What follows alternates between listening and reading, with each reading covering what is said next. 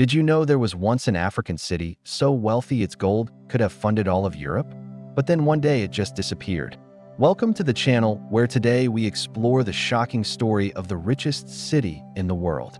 So long ago, deep in the heart of Africa, there was a great city, so wealthy it could have single-handedly ended the economic struggles of entire continents.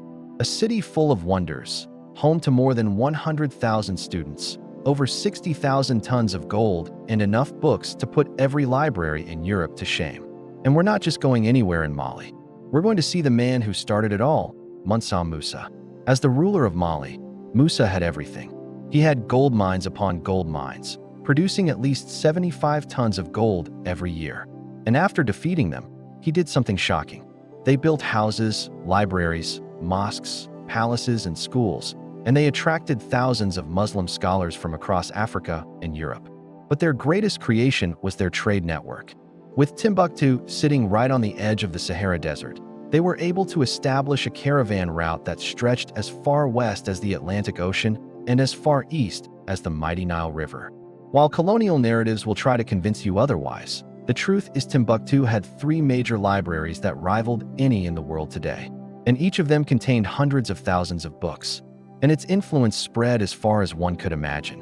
When Portuguese explorer Ibn Battuta visited Timbuktu in 1334, he wasn't impressed at all. You see, when Portugal ignored Timbuktu, they also ignored the gold mines that powered the city. And this meant that the Portuguese never gained control of the gold trade. Without the gold trade, Portugal was never able to become the dominant power in Africa.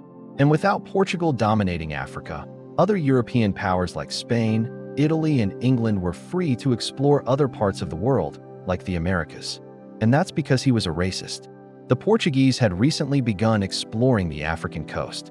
Because as soon as Portugal gave up on Africa, the Arabs came in and took over the gold trade. Because even though the city is gone, its spirit lives on in the hearts and minds of the people of Mali. But it also reminds us that the true wealth of a civilization is its people and their knowledge. Because no matter what happens to the gold or the palaces or the mosques, the knowledge of the people will live on forever. In fact, even today, the people of Mali tell stories of the great city of Timbuktu and its legendary libraries.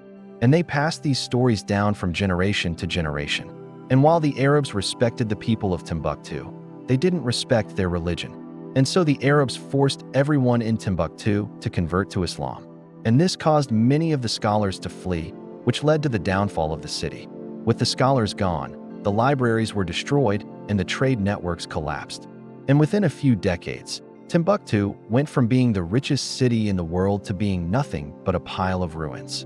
And they quickly realized there was a lot of money to be made in the slave trade.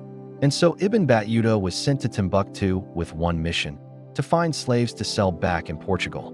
And while he never found any slaves worth selling, he did find a lot of dirt. If you believe Africa's greatness deserves to be remembered, subscribe to History Rewritten now. And so when he returned to Portugal, he wrote a letter to the king telling him there was no wealth in Timbuktu. He said, "The king of the Negroes has no gold and does not care to have any, and I do not think the gold mines are there." And because of this letter, Portugal decided to ignore Timbuktu and focus their efforts elsewhere. Every king in Europe knew of the great city of Timbuktu, and many of them dreamed of visiting it one day. In fact, during the reign of Mansa Musa, some European explorers actually did make it to Timbuktu. And when they arrived, they were shocked by what they saw. One chronicler wrote, "Such magnificence no pen can describe." Another said, "It was a city of gold and a marvel to behold." And a third simply said, "I have never seen such a beautiful city." In fact, at its peak, the Sankore Library alone, which was just one of Timbuktu's libraries, contained over 40,000 books, which was more than the British Museum, the Bodleian Library, and the Vatican Library combined. And through this network, Timbuktu became the center of the gold trade, handling at least 40 tons of gold every single year. And the people of Timbuktu weren't afraid to share their knowledge with the world. In fact, every year, students from across the world would gather in Timbuktu for a week-long festival of knowledge. During this festival, scholars from across the world would meet and discuss the latest findings in their field. And at the end of the festival, they would release their findings to the public. This meant that the people of Timbuktu were always up to date on the latest discoveries in the world, and it helped to make Timbuktu the intellectual center of the world. Instead of taking their gold, Musa left their gold mines alone and instead turned his attention to the small village of Timbuktu. He chose Timbuktu because it sat right on the edge of the Sahara Desert, making it the perfect spot to build a grand trading post. Back then, Timbuktu was home to 3 of the largest universities in the world, and it drew students from across Africa, Asia, and Europe. At its peak, it was home to over 100,000 students and over 2,000 teachers. And they came here to study theology, astronomy, mathematics, medicine, and hundreds of other subjects. In fact, at its peak, Timbuktu was considered the Athens of Africa. So he assembled the greatest architects, builders, and merchants in his empire and tasked them with creating the trading city of their dreams. He had salt mines upon salt mines, which were just as valuable back then as they are today. And he had all the power anyone could ever ask for. He built palaces made entirely out of gold. He built mosques that could fit tens of thousands of worshippers, and he built libraries that contained hundreds of thousands of books. And with all this wealth, he was finally happy.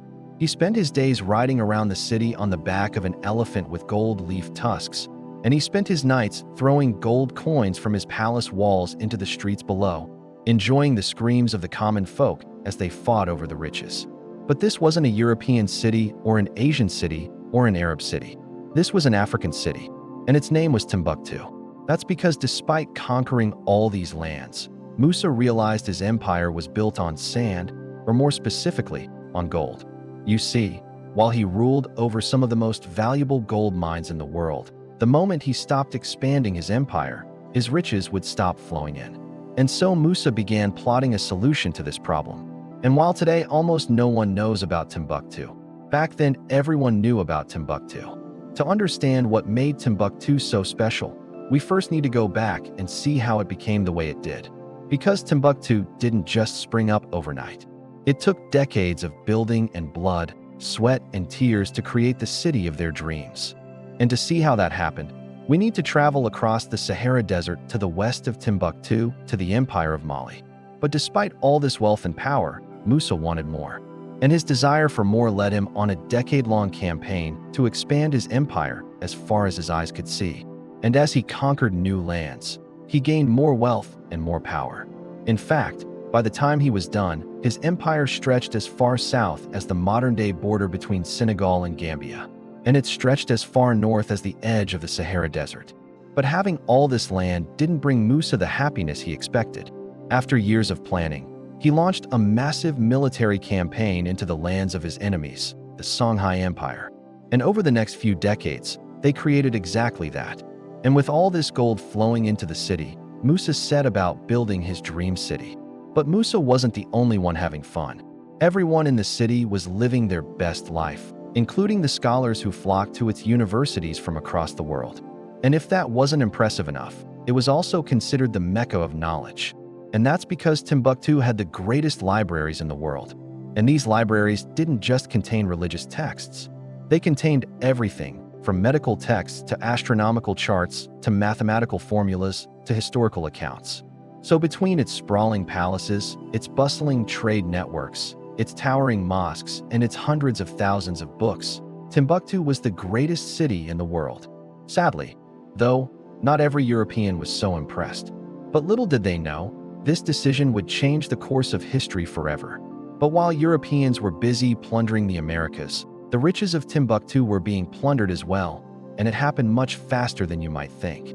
Today, all that remains of Timbuktu are its crumbling mosques and its ancient books. But the truth is, Timbuktu's story doesn't end here. The story of Timbuktu reminds us that no matter how powerful or wealthy a civilization is, it can fall just as quickly as it rose. This wasn't a myth. This was Africa's reality, and they erased it.